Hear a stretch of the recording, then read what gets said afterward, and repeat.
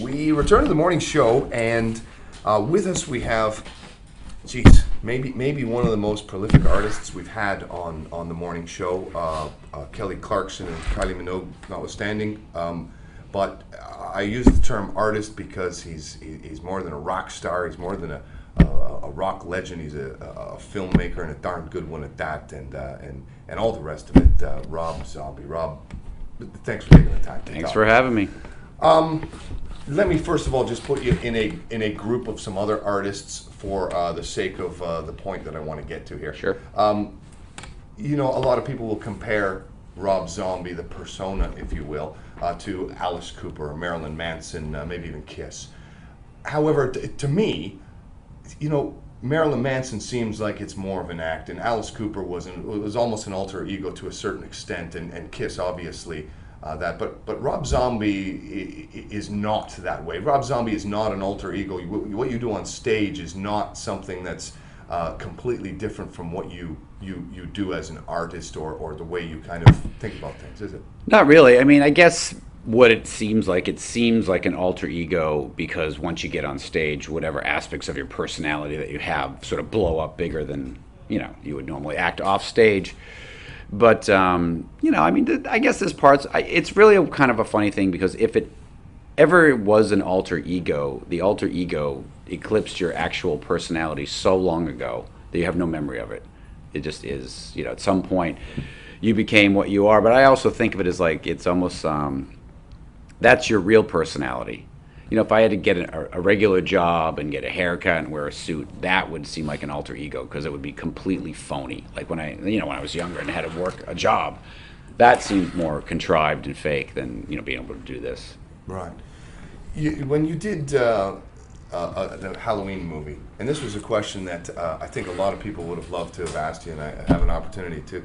Did you have? Surely you had a lot of pressure for a cult classic like that, and did you feel bad that it kind of outsold the original movie at the theater anyway? And how much kind of pressure did that put on you to have such a cult classic?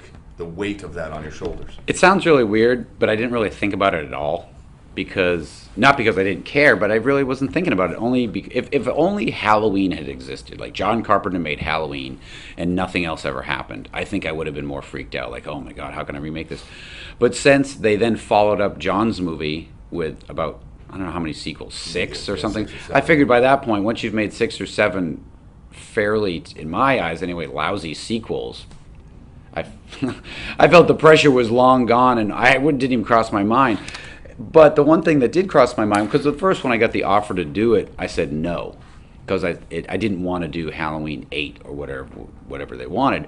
But when I went back and thought about it, I thought, I would rather just remake, do a reimagining really of the original and make it different. Because when I would watch the original, which I love, I realized, you could do a lot of different things with this that didn't take place in the first movie.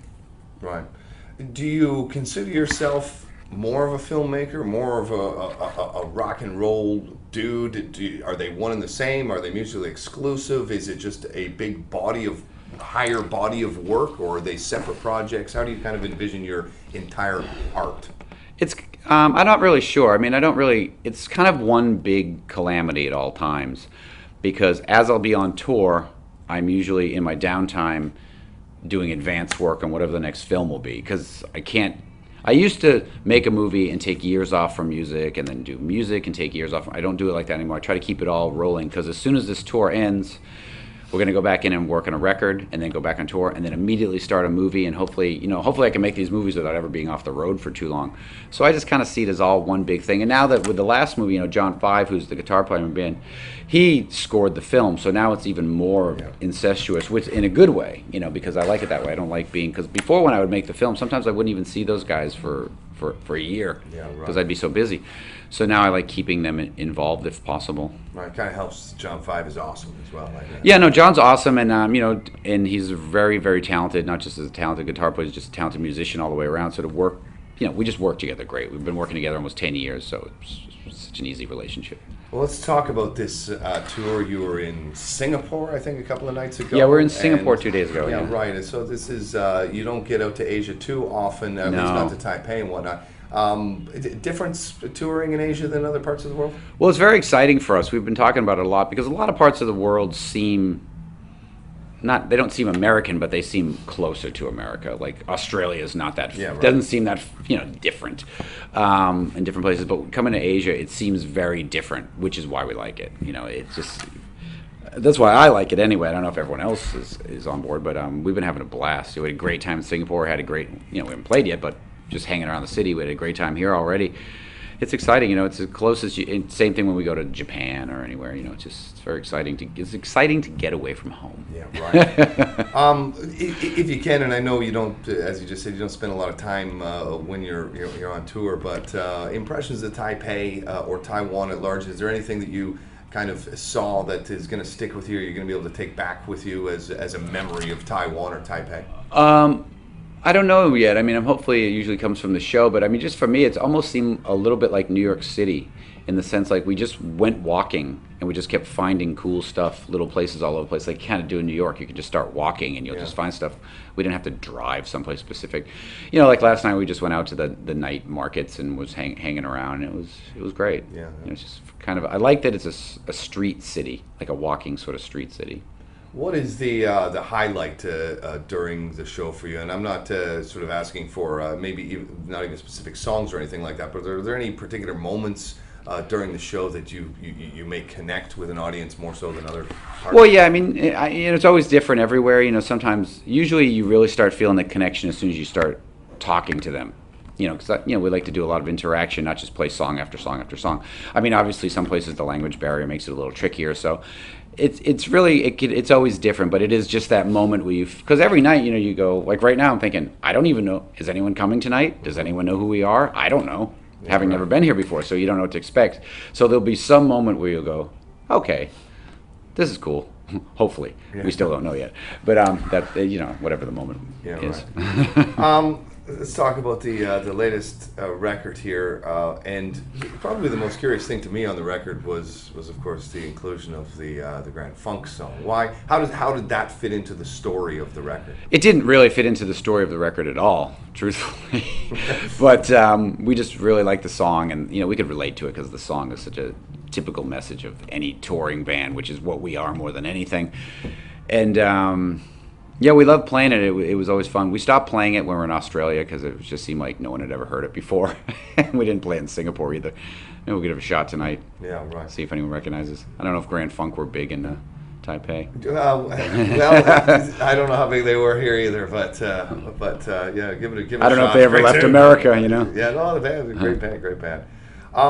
Let's just quickly talk about what's going to happen in the future, just because you were already talking about that a little bit, that you're kind of trying to roll touring into filmmaking and that sort of thing. What is the next big project? You said there's possibly a record coming, and film-wise. After this, we go to Mexico, and that finishes up this little portion of touring for a second. Then we go back home and do a little run for a while, and then we're going to finish a record. We started a record a couple months ago before this came up. So we'll go back in May, finish the record, and then we'll go to Europe all summer. And then as soon as that ends, hopefully if all goes according to plan, sometime around September, I'll start another movie. Excellent. So that's the plan. Excellent. Any leaking any secrets on that? No, I'm trying to keep it secret because the thing that's kind of a drag about movies is you really, literally until you're on set working, there's always a chance it won't happen. Right. No matter how many people say, the funding is secure, this is secure, we're ready to go. I know people that have, big directors, not, big directors who do big films. They'll have worked on movies for years, and the day before it starts shooting, it'll get shut down. Yeah, right. And so I literally, till there's actors in front of me and you're saying action, I don't believe it's going to happen. Yeah, right. So. All right, last couple of questions here, and they're kind of questions that I ask everybody, Sure. including Kelly Clarkson. If there was an artist that you could work with that you haven't yet, and you've worked with just tons and tons of people, if there's somebody who you haven't worked with or haven't toured with or something like that, who might it be? I've toured or worked with most of the people that I really loved as a kid, but the one band we never toured with was Kiss, which strangely enough, which could be cool. We've talked about it. We know all the guys in Kiss and we see them all the time, but we've never done it. You know, we Yeah, might right. have. We're thinking of having Peter Criss play drums on the next Seems like record such a just for natural fun. fit, Yeah, it just yeah. never happened. Sometimes, you know, so that would be kind of cool. Yeah, okay.